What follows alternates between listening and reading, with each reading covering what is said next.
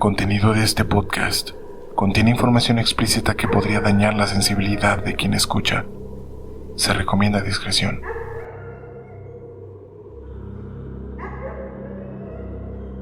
Sean bienvenidos a Rigor Mortis.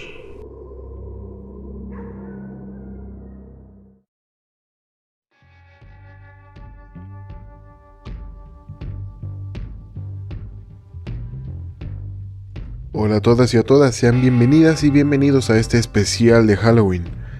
Si mi voz todavía se escucha rara es porque todavía no me recupero, pero bueno, el show debe continuar y les traigo este especial del 31 de octubre. Si lo están escuchando el mero día 31, en estos momentos, Andy Robles y yo nos estamos casando. Fue un gran salto para nuestras vidas y algo que estoy muy agradecido que ella haya decidido dar este paso junto conmigo. Andy Robles, yo sé que vas a escuchar esto. Muchísimas gracias por aceptar ser mi esposa. Y te amo muchísimo. Vámonos directo con el tema porque hoy les traigo un personaje bastante especial.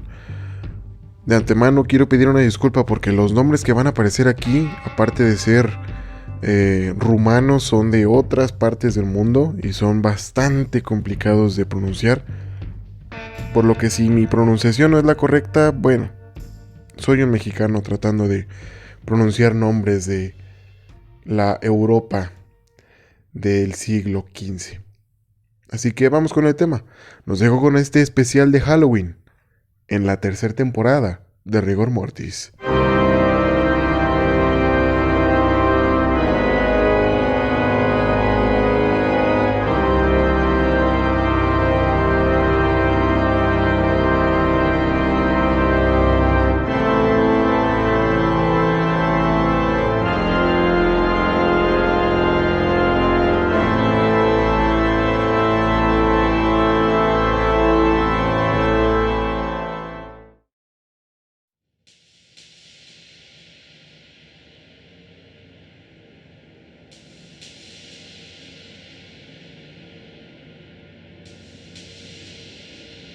Al hablar de personajes de obras de terror, pocos son los monstruos que se nos vienen a la mente. Desde los asesinos en películas del género slasher de terror, hasta los más clásicos como el monstruo de Frankenstein, los hombres lobo, o incluso el personaje más famoso del género, Drácula. Creado por el escritor irlandés Bram Stoker, el conde Drácula ha pasado a través de los años y ha envejecido de la mejor forma, logrando ser un ícono del género de terror, pero lo que poca gente sabe es que tiene relación con un personaje histórico de Europa del siglo XV, uno que aunque no era un vampiro que bebía la sangre de sus víctimas, sí era un psicópata que con sus actos logró aterrorizar a miles de personas, incluso para estos tiempos. Para este especial de Halloween, he decidido traerles al Drácula de la vida real, Vlad Tepes, también conocido como Vlad Draculea o Vlad el Empalador.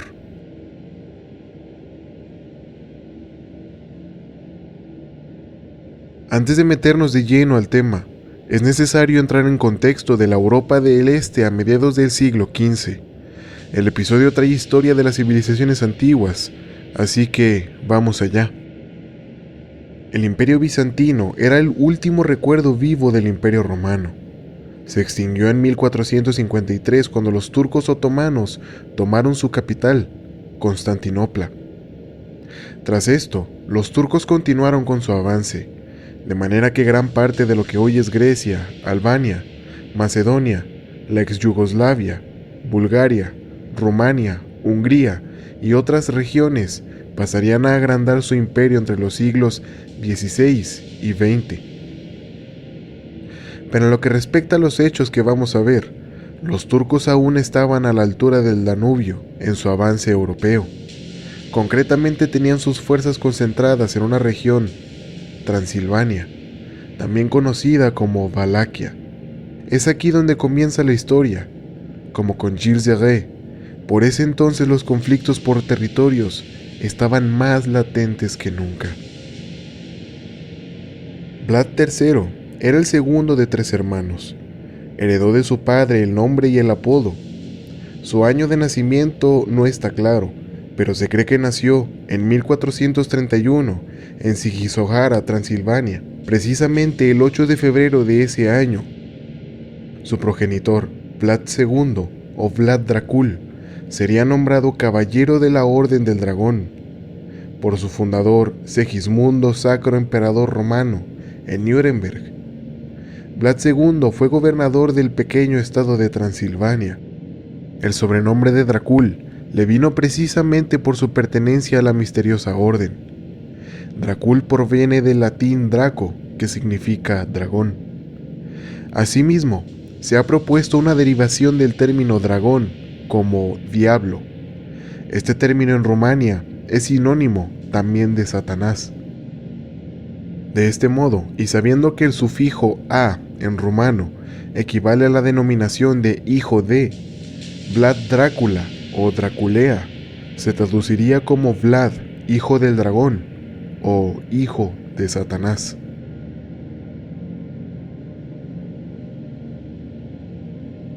Del padre de Drácula también debemos saber que su principal objetivo era llegar a convertirse en voivoda de Valaquia, voivoda que en rumano significa príncipe, y tras diversas circunstancias conseguiría el principado. El voivoda en realidad ejercía como único mandatario del país. De él desprendían la defensa, la justicia y la administración del Estado. Pero todo acontecía en un tiempo y una situación en los que eran comunes las luchas y traiciones. Así ocurrió uno de los acontecimientos que más influyeron en la trayectoria de Drácula, hijo del voivoda. Tras ser citados por el sultán turco Murad II, Vlad Dracul y sus hijos Vlad y Radu fueron hechos prisioneros. Para el padre, el encarcelamiento duró 1 año. Sin embargo, para los hermanos, la reclusión fue como si hubieran sido 6 años. Durante ese tiempo, no cesaron los ataques del príncipe valaco a los turcos, sus ofensivas en las que colaboró el hijo mayor, Mircea, pusieron en grave peligro la vida de los 2 prisioneros en manos del sultán. A pesar de las encarnizadas luchas, el final de Vlad Dracul y Mircea llegó desde otra dirección. János Hunyadi, soberano de Hungría, con la idea de colocar como príncipe de Valaquia a Vladislav II y contando con la traición de algunos, consigue su propósito, dar muerte al padre y al hijo. Con el último se ensañaron especialmente, ya que fue atormentado y enterrado vivo. Tras estos acontecimientos, comienza la historia y la leyenda de Vlad Drácula. A finales de 1447, llegaron hasta Vlad las noticias de la muerte de su padre y su hermano mayor. Según una versión, sería el propio Murad quien le comunicó que se había convertido en heredero. Según otra, habría sido un mensajero a caballo, el boyardo Kazán, quien le dio la mala noticia, llevando la espada de su padre y la insignia de la Orden del Dragón. Al convertirse en heredero directo del trono de Valaquia, Murad no solo le dejó en libertad, sino que le otorgó también un rango en el ejército otomano. El 3 de diciembre de 1447, János Hunyadi se nombró a sí mismo príncipe de Valaquia, aunque solo para ganar tiempo y poder poner sobre el trono a Vladislav II, hijo de Dan II. La ocasión para recuperar el principado para su familia se presentó cuando János Hunyadi cruzó el Danubio y marchó a través de Serbia, en poder de los turcos, para unirse a las fuerzas de Skanderberg en el sur. Con unos 9.000 valacos bajo el mando de Vladislav, al estilo de los cruzados, sus tropas se entregaron al saqueo de los pueblos que encontraron a su paso. El ejército de Hunyadi se encontró con el de los turcos en Kosovo, en el campo de los Mirlos. La batalla duró del 17 al 19 de octubre. Las cifras que dan los historiadores fluctúan, pero se calcula que Hunyadi estaría al mando de 20.000 hombres, mientras que Murad lo superaba, contando con unos 40.000. Sus artilleros manuales defendieron bien el flanco central, pero Hunyadi no había esperado a las fuerzas de Skanderbeg como habían acordado. Una crónica de la época dice que los valacos desertaron. Solo la llegada de Skanderbeg, que puso en marcha una brillante acción para cubrir la retirada, logró salvar la vida a Hunyadi. Sin embargo, fue hecho prisionero por los serbios bajo el mando de Đurađ I Branković, por las atrocidades que su ejército había cometido al marchar hacia el sur, y pasó un tiempo encarcelado en Smederevo. La captura de Hunyadi y el hecho de que Vladislav siguiera en Kosovo supuso una oportunidad de oro para Tepes. Con el respaldo de los turcos que le enviaron las unidades de caballería e infantería de Varna y Nicópolis, Drácula invadió su propio territorio y tomó Tirgoviste, sin oposición alguna. El cronista Charco Condiles llega a entrever que el empalador solo retuvo el trono hasta el regreso de Vladislav de Kosovo, y en ese caso apenas había sido un reinado de 2 meses. Este fue, por tanto, el primer periodo de Tepes como príncipe o voivoda de Valaquia. El vicegobernador de Transilvania, Nicolás de Ocna, le exigió una explicación desde la ciudad sajona de Brasov. Su respuesta es el primer documento que se conserva de su puño y letra, con tan solo 17 años de edad. En él se excusa de presentarse ante Ocna con el pretexto del peligro de invasión turca. Si se dejara la capital sin protección, al menos hasta el regreso de Hunyadi. Lo que tal vez Vlad III no supiera era que Murad no había consolidado su victoria en Kosovo, quizá por las numerosas pérdidas sufridas, y había ordenado un cese de las hostilidades por espacio de 3 días, para que cada bando pudiera enterrar a sus muertos, lo que brindó a Vladislav la oportunidad perfecta no solo para huir, sino también para regresar a Valaquia y destronar al joven Tepes, quien era inexperto aún y no contaba con el apoyo de los nobles ni de los campesinos. Y así, en la Navidad de 1448, sus tropas fueron vencidas al hallarse en inferioridad numérica ante las de Vladislav, ya que estaban acompañados por las de Petru II Bogdan, príncipe de Moldavia, quien reinó entre 1448 y 1449. Tepes abandonó Tirgoviste para huir hacia el este, a la corte de Murad en Edirne. Vlad Tepes pasaría los años entre su primer y segundo reinado al margen de la política, y durante ese tiempo sería un fugitivo.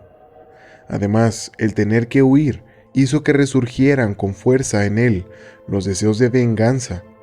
Aumentó su desconfianza y se volvió aún más huraño. Desde diciembre de 1449 hasta octubre de 1451, vivió en la corte de su tío Bogdan II de Moldavia, en la capital Suceava. Es posible que allí completara su formación junto a su primo Stefan, que se convertiría en uno de los gobernantes de mayor renombre de la Europa del Este, con el sobrenombre de Cel Mare, es decir, el Grande, quien reinó de 1457 a 1504. La política moldava de la época, al igual que la valaca, implicaban con frecuencia luchas encarnizadas, y las vidas de los gobernantes de ese principado solían ser cortas. El propio Bogdan II fue asesinado en octubre de 1451 por su hermano Petru III Aron. Vlad y Stefan se vieron obligados a huir a Valaquia atravesando el paso del Borgo. Para entonces sabía que János Hunyadi había regresado hacía tiempo tras su derrota en Kosovo y su cautiverio, y que a pesar de haber sido privado de sus títulos de gobernante de Transilvania y Hungría por el nuevo rey electo, Laszlo Póstumo, seguía a cargo de Juneodara y otras fortalezas. Hacia febrero de 1452, Vlad Tepes se hallaba refugiado en Brasov, y en septiembre seguía allí, a pesar de las insinuaciones de Hunyadi de que el fugitivo fuera entregado, por lo que Tepes acabó huyendo a Sibiu. Durante 1451 y el año siguiente, la relación entre Hunyadi y Vladislav cambió.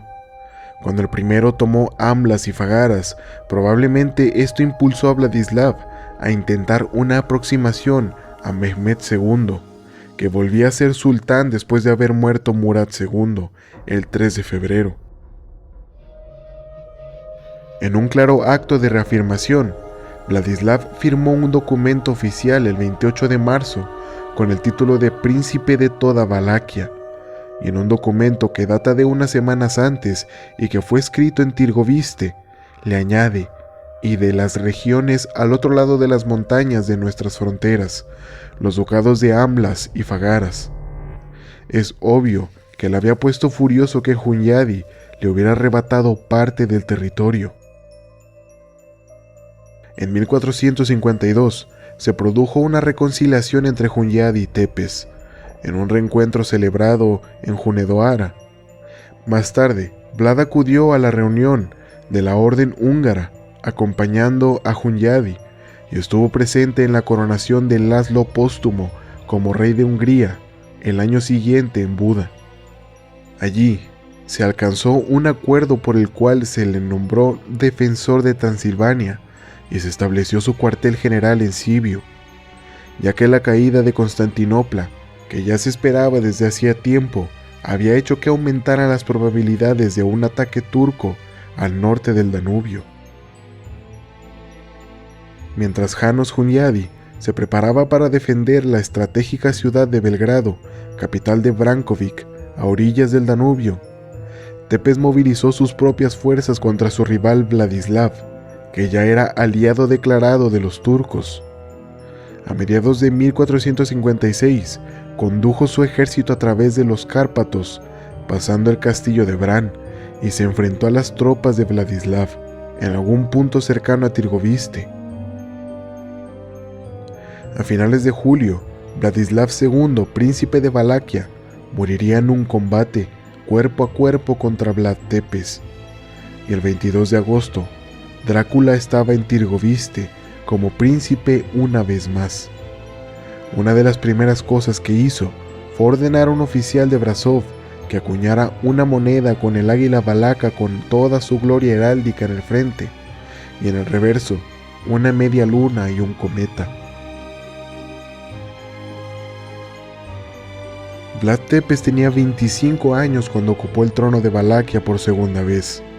La estructura política que había heredado se componía de un consejo, el Staful Domnesc, que con el paso del tiempo había sido quedado en manos de los nobles más importantes y que hacía a la vez de administración pública.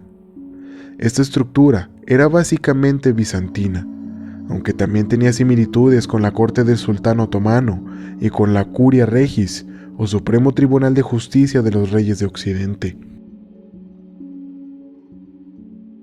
Tepes había sido coronado príncipe Vlad, hijo de Vlad el Grande, soberano y gobernante de Ungrovalaquia y de los ducados de Amblas y Fagaras, en la Viserica Domneasca, la gran catedral de Tirgoviste, probablemente en septiembre de 1456. En los 6 años que duró su reinado, parece que hay una consistencia y un dinamismo que faltaron de los de su padre, su abuelo y sus rivales de la casa Danesti. En política interior, el problema más latente era el de los nobles o boyardos. Algunos de ellos se habían levantado en armas para apoyar abiertamente a Vladislav II, y había sido responsable probablemente con el respaldo de Hunyadi, tanto del asesinato de Vlad II como el de Mircea II.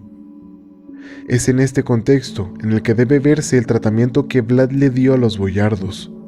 Los privilegios de estos nobles se remontaban a la creación del Principado de Valaquia, y mientras no existió la figura del voivoda, se dedicaron a acumular poder y riquezas, conciliando temporalmente las dos superpotencias con las que se limitaba su principado por el oeste y por el sur.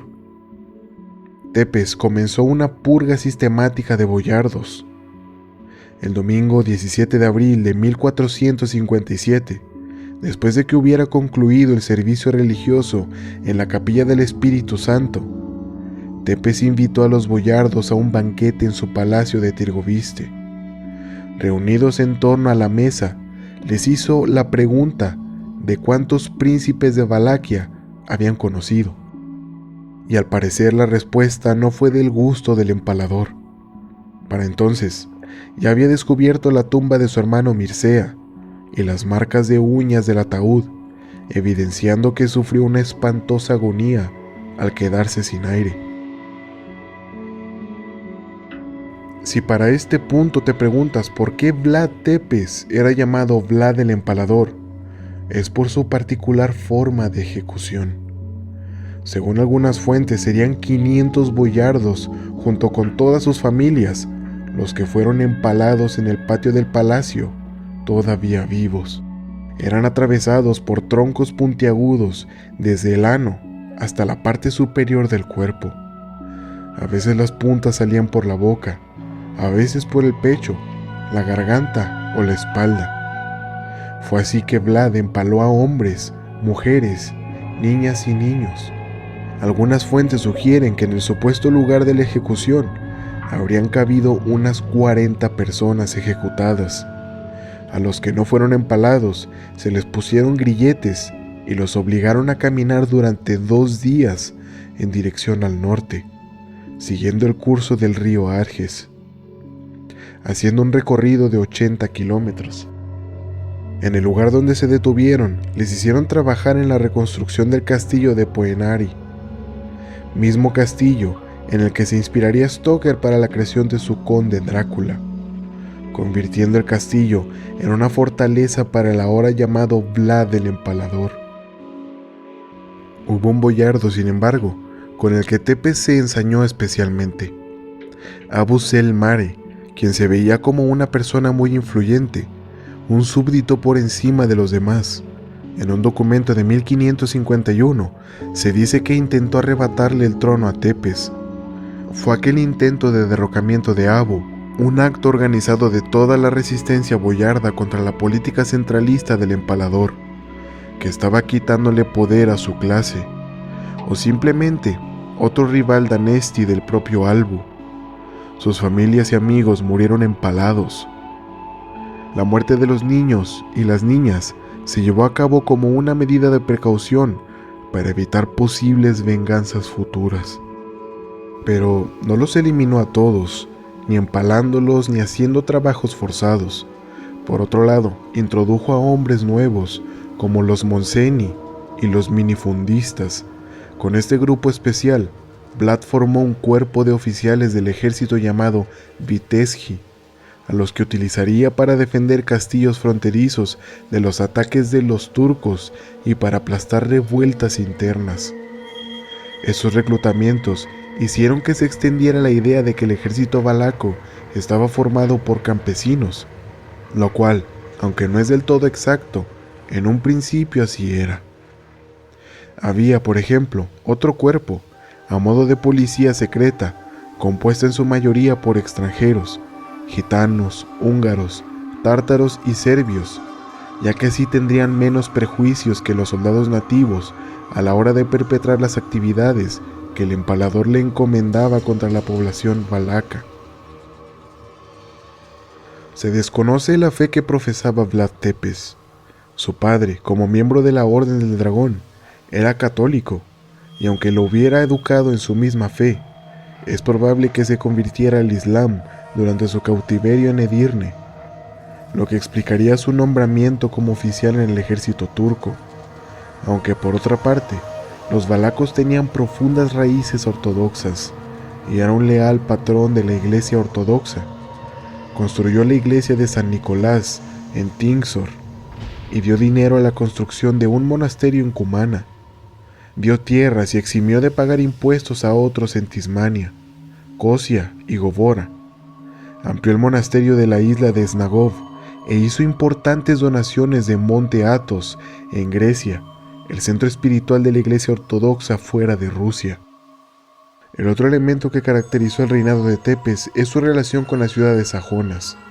Los objetivos del voivoda en Transilvania eran particularmente Brasov y Sibiu, ciudades que se hallaban en los ducados de Amlas y Fagaras. respectivamente, y que Hunyadi y Vladislav II le habían arrebatado a su padre Vlad Dracul hacia la década de 1450. Transilvania estaba dominada por extranjeros, los mercaderes alemanes y húngaros y los terratenientes. Los romanos apenas eran autosuficientes y no tenían derechos legales. A principios de su segundo reinado, Tepes se esforzó por mantener la relación cordial que había mantenido con las ciudades sajonas durante su primer reinado, en 1448. Ya que el sultán otomano había avanzado por la orilla del Danubio para tomar la ciudad de Belgrado, defendida por János Hunyadi, quien consiguió rechazar las tropas de Genízaros. Pero 20 días después, el regente de Hungría murió, fuera por la peste o por la disentería. Por tanto, Vlad pidió a la ciudad de Brasov 200 hombres. De lo contrario, él tomaría por la fuerza a tantos como quisiera. Sin embargo, la actitud del voivoda cambió radicalmente hacia los comerciantes sajones, ganándose la reputación de berserker y de loco sanguinario, debido a que los concejales estaban conspirando en su contra con su rival, el futuro príncipe Basarab III Laiota. La situación se complicó aún más por los problemas en el reino de Hungría, que llevaba años azotada por las disputas de sucesión al trono, similares a las que había tenido lugar en Valaquia entre las casas Danesti y Draculesti. Por una parte estaban Laszlo y Matías, los hijos de János, el primero de los cuales había continuado el rol de su padre como comandante de los ejércitos húngaros tras su muerte.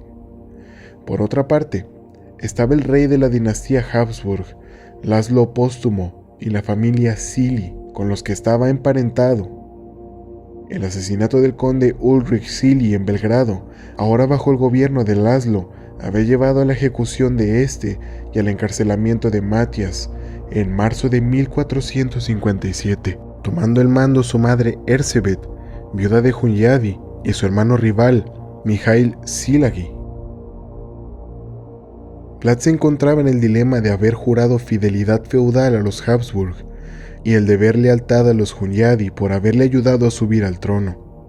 El emperador del Sacro Imperio apoyaba a Laszlo y, por definición, también lo hicieron los concejales de las ciudades sajonas de Transilvania.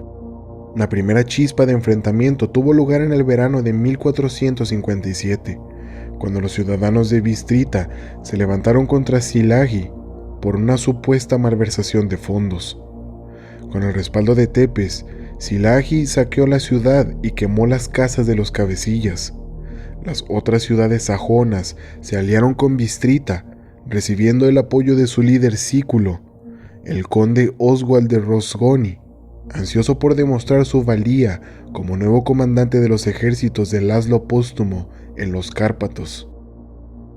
Brasov apoyó al rival Danesti de Tepes, Dan III, a cuyo hermano había matado Drácula en Tirxor. Incluso fue coronado en la catedral ortodoxa de las afueras de Brasov. La capital de Dan estaba fuera de los muros de la ciudad, sobre una colina que sería famosa por la leyenda del empalador, Timpa. Sibiu, por motivos algo confusos, no se unió a Brasov en el apoyo a Dan, sino que respaldó al otro candidato, Vlad Kalugarul, el monje, hermanastro de Tepes e hijo de la campesina válaca Kaltuna, que más tarde se retiraría a un convento. Kalugarul se retiró a Amblas y obtuvo el apoyo de los descontentos boyardos y de los mercaderes sajones, furiosos porque Tepes les había quitado las concesiones comerciales que les había dado el año anterior. Fue así que para 1457 el empalador contaba con 3 rivales: Dan III, Vlad el monje y Basarab Laiota. Al principio intentó solucionar el asunto por vía diplomática, enviando boyardos del consejo tanto a Sibiu como a Brasov, pero no obtuvo respuesta. Tepes entonces lanzó un ataque devastador sobre los sajones en la primavera de 1458. Los pueblos de Satul Nou, Hosman y Kasolz fueron incendiados por su caballería y los que apoyaban a Vlad el monje fueron asesinados. Bod quedó totalmente destruida, Talmes envuelta en llamas y su gente cortada en pedazos en la plaza.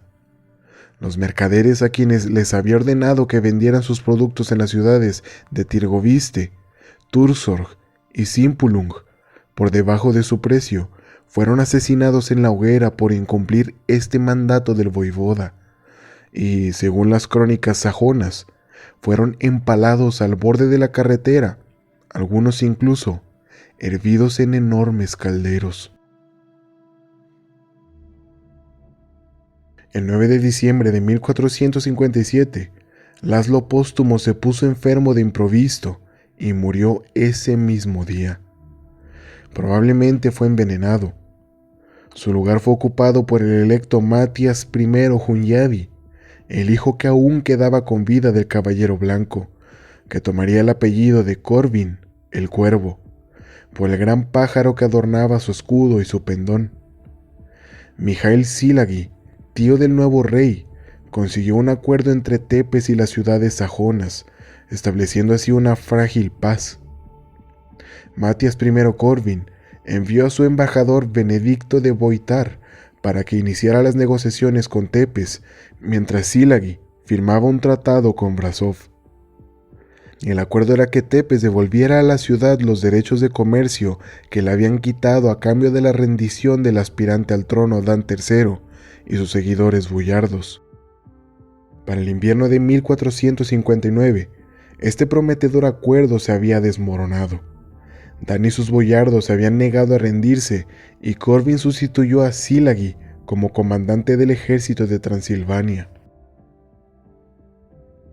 Además de haber amenazado con empalar a de Boitar, el embajador de Corvin, en la estaca más alta que tuviera, Tepes atacó los suburbios de Brasov. Al llegar la noche, su caballería cruzó el puente de madera y quemó la débil empalizada que protegía el enclave de Dan III en la colina de Timpa. Sería allí donde los habitantes serían empalados en gran número, mientras la pequeña iglesia de San Jacob ardía hasta reducirse a cenizas. Según el poeta Michael Beheim, el empalador se sentó en una mesa al aire libre y mojó el pan en un plato donde se había recogido la sangre de las víctimas que se retorcían agonizantes en las estacas. El boyardo que se quejó del espantoso hedor fue empalado más alto que los demás. Vlad volvería a atacar Brasov, saqueando y quemando la iglesia de San Bartolomé y llevándose las reliquias sagradas que guardaba, pero no pudo atrapar ni a Dan ni a sus seguidores, probablemente esperando lograr el éxito obtenido por Hunyadi en 1448. Dan contestó a los ataques de Tepes a finales del mes de marzo de 1460 en las ciudades de Amblas y Fágaras. Sin embargo, el enfrentamiento con el empalador, que con certeza se produjo en Rúcar, fue un fracaso. Solo 7 de los boyardos que apoyaban a Dan lograron escapar a salvo. El propio Dan fue obligado a cavar su propia tumba y se dio una misa por los difuntos mientras que aún estaba vivo. Según Beheim, Tepes lo decapitó. Muerto su aspirante al trono, Brasov envió una embajada de 55 hombres para entrevistarse con Vlad. Un tal Johan Jerev de Vingard al frente. Tepes los retuvo en Tirgoviste y se dispuso a eliminar a su segundo rival, Vlad Kalugarul, el 24 de agosto de 1460. El día de San Bartolomé, el empalador incendió los campos de maíz que había cerca de Amblas y supuestamente mató a 30,000 habitantes. El pueblo de Cercaia, territorio del boyardo rebelde Bogdan Doboka, fue destruido y la gente del lugar fue ahorcada. Sin fuerza por la matanza del empalador, Brasov se rindió y firmó un tratado con Tepes el 1 de octubre de ese mismo año. En dicho tratado se acordaba el intercambio de prisioneros que el voivoda liberaría a los hombres de la embajada de Jerev que Brasov liberaría a los boyardos rebeldes y a los mercaderes, que Tepe restauraría los plenos derechos comerciales que les había quitado, que pagarían al voivoda los costes del ejército de 4,000 hombres para defender las 7 fortalezas, y que él pagaría a la ciudad por los daños que había causado. Los horripilantes crímenes del empalador parecían no tener límites. En una ocasión pidió que le trajeran desde Bursia a 400 niños para enseñarles la lengua de Valaquia. El verdadero destino de aquellos inocentes fue el horno donde fueron encerrados y quemados. De la misma zona de Bursia llegaron los 600 hombres que fueron empalados tras ser apresados cuando se dirigían a otros territorios. También fueron tristemente célebres sus sangrientos banquetes. Nada más inaugurar su segundo y más continuado reinado, Vlad invitó a 200 nobles a una gran fiesta. Terminada esta, todos los comensales fueron apresados, las mujeres y ancianos fueron empalados y el resto enviados como esclavos a construir un castillo a orillas del río Arges. La leyenda habla de otro tétrico banquete que tuvo lugar cuando compareció ante Vlad Tepes un gitano acusado de robar. Drácula ordenó que fuera cocido vivo en una gran olla y después obligó a todos los miembros de su familia a comerlo. Lo mismo le ocurrió a un cegano que, tras negarse a ahorcar a un ladrón, provocó la furia del noble, que hizo que lo cocieran y lo dio a comer a sus conciudadanos. Y hablando de grandes festines, se sabe que este príncipe siniestro se deleitaba cenando rodeado de muertos y gente agonizando. En la lista de atrocidades atribuidas al príncipe de Valaquia se encuentran suplicios diversos, decapitaciones, mutilaciones de narices, orejas, órganos sexuales, o en el caso de algunas mujeres, pezones, vaciado de ojos, enterramientos o cremaciones en vida, atormentados que morían cocidos en ollas hirvientes, torturados que eran desollados vivos, y todo un largo etcétera de sufrimientos que aterrorizan tanto por su número como por su naturaleza. Pero sin duda, el modo de ejecución más practicado en el reinado de este sádico asesino fue el empalamiento. Este sistema de suplicio y muerte no le parecía lo suficientemente doloroso a Drácula y a sus sicarios, ya que añadían en ocasiones algunos detalles. Esos servidores del horror cuidaban que las puntas de las estacas donde iban a ser ensartadas sus víctimas estuvieran redondeadas. Después, las lubricaban con aceites para que el fatídico palo penetrara en las entrañas de la víctima, empujando y moviendo de su sitio los órganos internos sin desgarrarlos, lo que producía espantosos dolores y una extensa agonía. Los verdugos conseguían con esto la más lenta de las muertes, evitando así una muerte demasiado rápida o instantánea. Aunque en los grabados de estos tiempos aparecían víctimas siendo atravesadas por el ano, una de las variaciones que se añadieron fue la de empalarlos por la boca, quedando los cuerpos boca abajo y sufriendo una asfixia y desangramiento más dolorosos.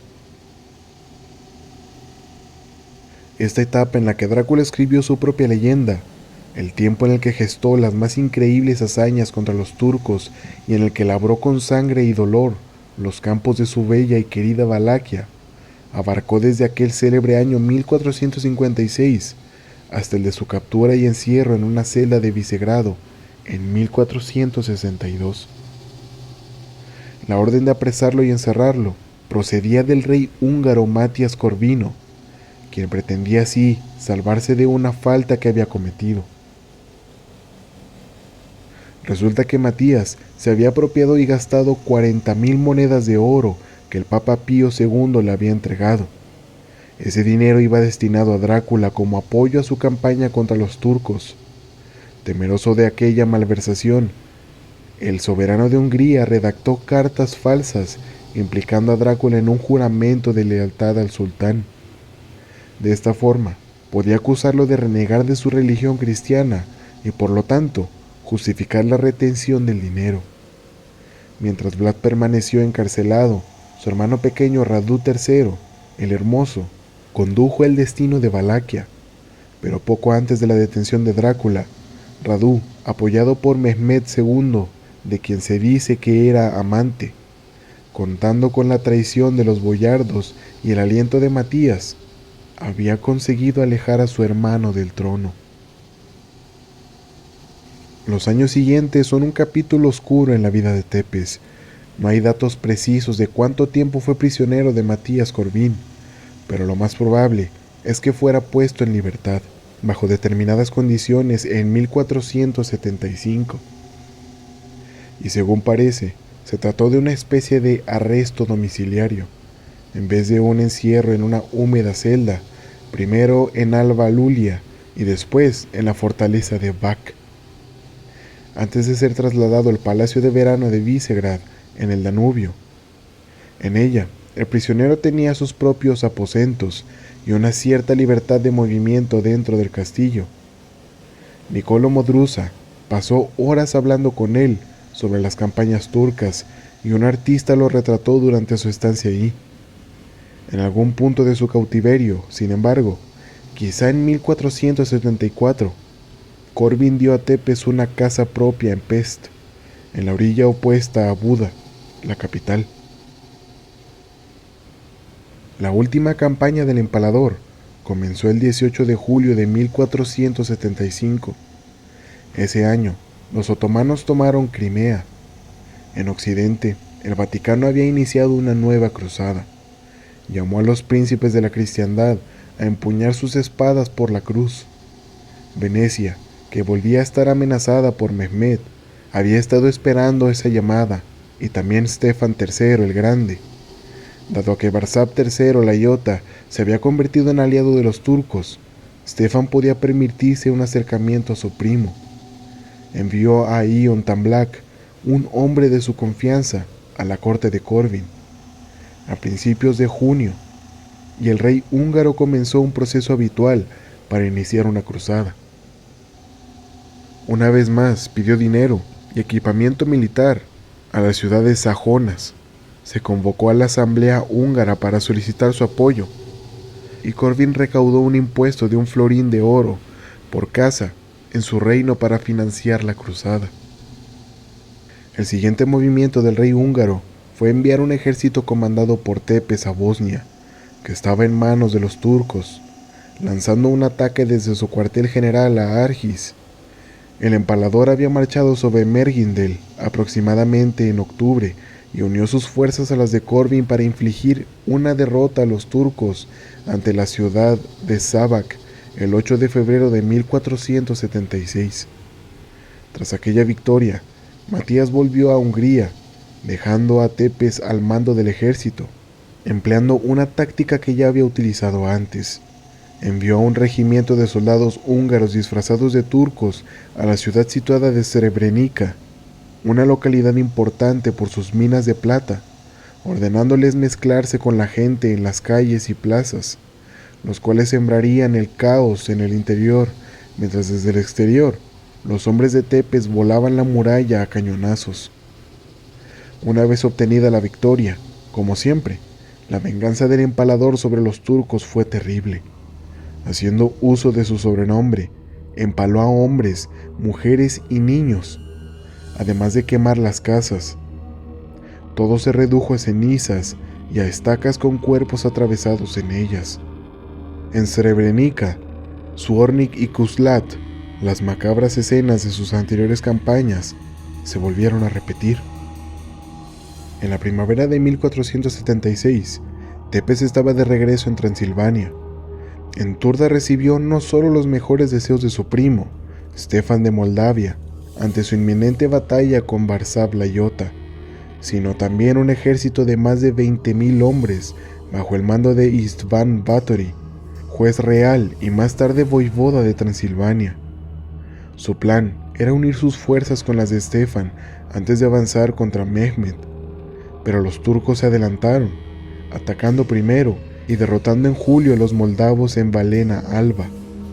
pero la llegada de Tepes consiguió que los turcos se replegaran hacia el río Siret, abandonando el territorio moldavo. La campaña se centró entonces en un ataque sostenido sobre la Iota, Tepes y Báthory, marchando desde Transilvania con unos 35.000 hombres, mientras que Stefan había partido ya desde el este con unos 15.000. El 7 de octubre, Tepes envió una carta a Brasov, proponiendo un acuerdo a cambio de su apoyo contra la Iota. Les prometió a todos los aranceles sobre sus productos y eliminaría todos los impuestos para que sus mercaderes pudieran comerciar en toda Valaquia. A cambio, esperaba su total apoyo, sin dar asilo a sus enemigos, como había sido en el pasado, y les advirtió de las consecuencias si no respetaban este acuerdo. Un mes después, se enfrentó a Basarab la Iota. Los informes enviados a la corte de Buda de Matías Corvin confirman que el ejército de la Iota, formado por unos 18.000 hombres y reforzados por tropas turcas, había sido derrotado en Rukar. El 8 de noviembre, Tepes escribió de nuevo al consejo de Brasov, anunciándoles la derrota y huida de Basarab III la Iota. 9 días después, Karstian, el gobernador de Tirgoviste, escribía también a Brasov con noticias de que Vlad III había conquistado Bucarest. Las últimas semanas de vida de Tepes estaban envueltas en un halo de misterio. Con el ejército de Báthory de vuelta en Hungría y el de Stefan de Moldavia regresando hacia el este, se hallaba expuesto a los peligros que siempre había tenido que enfrentar.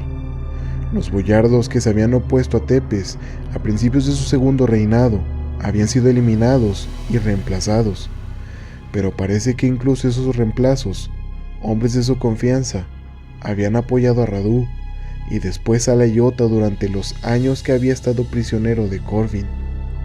Por ello, Stefan dejó tras de sí una guardia personal de 200 moldavos para defender al voivoda.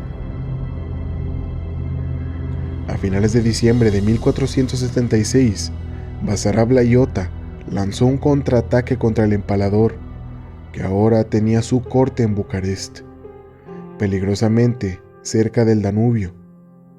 Tepes había matado a sus anteriores rivales Danesti, Dan y Vladislav II, pero Basarab III la Iota, hermano de los anteriores, se le había escapado. Aquel enfrentamiento fue poco más que una escaramuza, una apuesta desesperada como el ataque nocturno al campamento de Mehmed, pero Tepes no saldría con vida. Según el ruso Kuritsyn, que había conocido la viuda del Empalador y a sus hijos en Buda, Tepes y su gente estaba ganando la batalla cuando el voivoda subió a lo alto de una colina para observar la lucha y deleitarse de la inminente victoria. Entonces fue atacado, lo más probable por un asesino de la Iota, que vio su oportunidad en medio de la confusión de la batalla y que lo mató por la espalda. Según una leyenda, los hombres de la Iota le habrían cortado la cabeza y se la habían llevado al sultán Mehmed II, quien la expondría en Constantinopla, elevándose en una altísima estaca en el corazón de la ciudad. Vlad fue voivoda de Valaquia por 2 veces. Su primer reinado en 1448, que casi no llegó a 2 meses, fue demasiado breve como para que pudiera salir de él leyendas o anécdotas, pero el segundo, entre 1456 y 1462, dejaría muchísimas historias que forjaron su reputación de asesino sanguinario.